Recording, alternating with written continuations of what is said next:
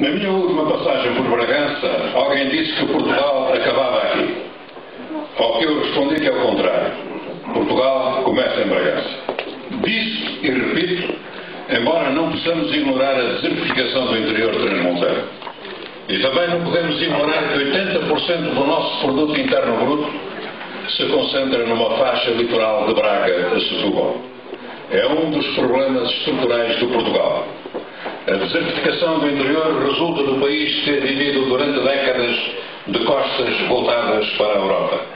E decorre também do centralismo, do esquecimento e do abandono.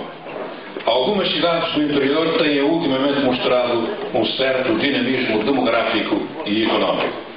É um crescimento que se deve, sobretudo, ao papel das câmaras municipais e a instituições públicas como a Caixa Geral de Depósitos, os CTT, as universidades e o ensino politécnico.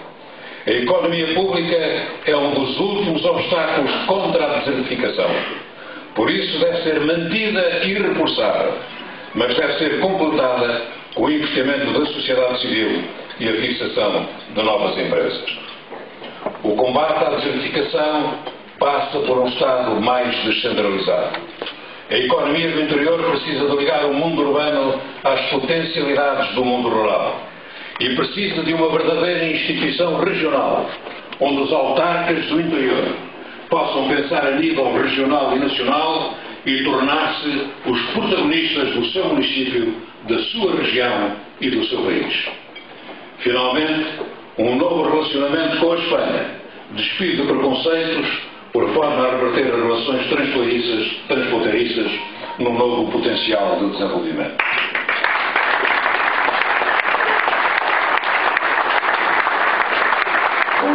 Com isso, ganham as populações do interior e ganha o país no seu todo. Portugal não pode tornar-se numa espécie de barco voltado para o mar com o seu interior cada vez mais desertificado. Portugal começa aqui, mas tem de ser um Portugal europeu, moderno, aberto e desenvolvido, porque, como disse o Mota Andrade, a Europa também começa aqui. Felizmente que nos últimos tempos algo mudou. A autoestrada transmontana, o IC5 e o IC2 são obras estruturais que representam o sonho de gerações e que estão finalmente a ser concretizadas.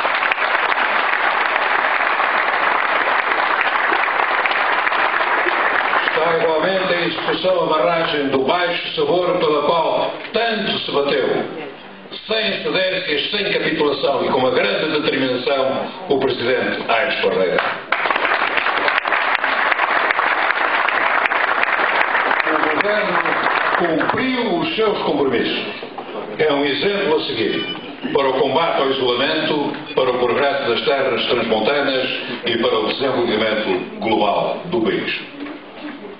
Amigos, companheiros e camaradas, o mundo vive uma crise sem precedentes, cujas consequências se fazem sentir em toda a parte e especialmente nos países de economias mais frágeis como o nosso.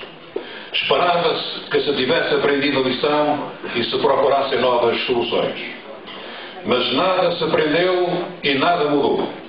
Como disse um político conservador inglês, os contribuintes salvaram os bancos e agora os bancos voltam-se contra os contribuintes. Ou como declarou um conhecido economista, a solução para a crise tem sido um socialismo de Estado para os ricos e um capitalismo selvagem para os pobres. Foi um economista americano.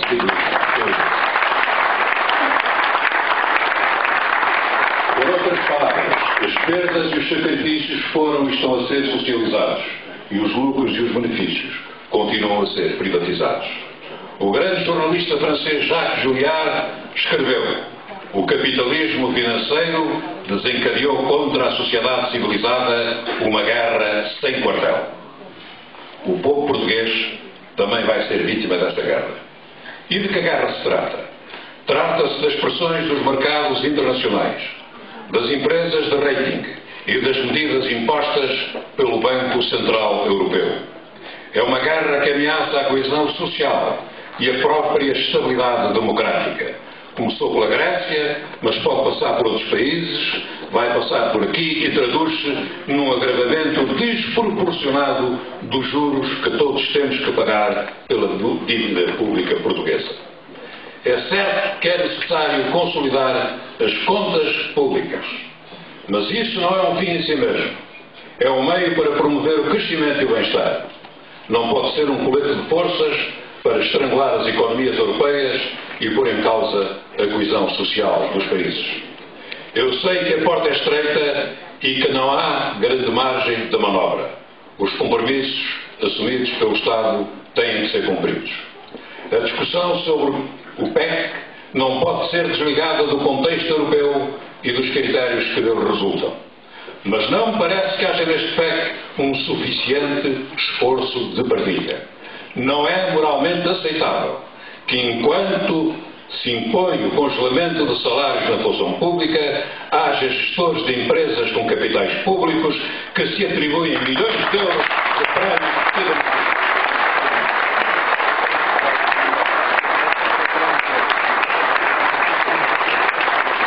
cada da República.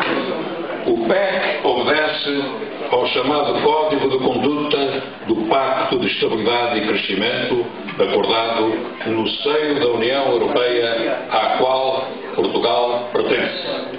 É um compromisso a que não há como escapar. Mas quem aprovou tal código?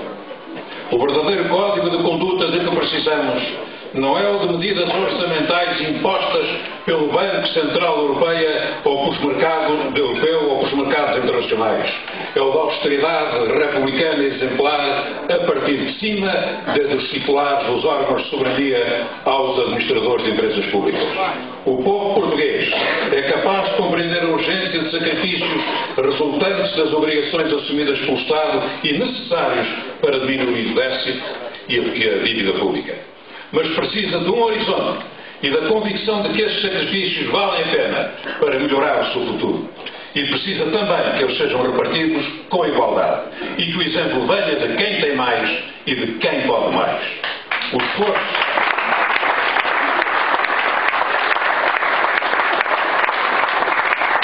esforço de contenção que é pedido no PEC é desigualmente distribuído. As medidas positivas, como por exemplo a taxação das mais-valias e a criação de um novo escalão do IRS, deviam ter sido acompanhadas com sacrifícios pedidos ao setor financeiro, que é o grande beneficiário do setor público, que é os grupos sociais mais privilegiados num dos países da Europa com maior desigualdade. O PEC tem medidas para a consolidação orçamental e para o que chama crescimento sustentado. Mas há desequilíbrio entre umas e outras. Consolidação a mais e, infelizmente, crescimento a menos. As medidas para a consolidação orçamental do lado da despesa são medidas de austeridade que vão incidir sobretudo sobre os salários da função pública, as despesas sociais, o adiamento de parte de grandes investimentos públicos e a diminuição de benefícios fiscais. Do lado da receita, as principais medidas são o aumento da taxa do IRS para os escalões mais altos, mais de 150 mil euros por ano, e o alargamento da base da segurança social para além das portagens nas saúdes. Ao prever a privatização de serviços públicos essenciais, e esta é a minha principal divergência, ao prever a privatização de serviços públicos essenciais, como a rede elétrica nacional e os CTT, ainda por cima rentáveis, não se está a pretender uma melhoria da sua gestão e uma resposta ao interesse público, mas apenas a querer obter rapidamente uma receita extraordinária. Estas privatizações,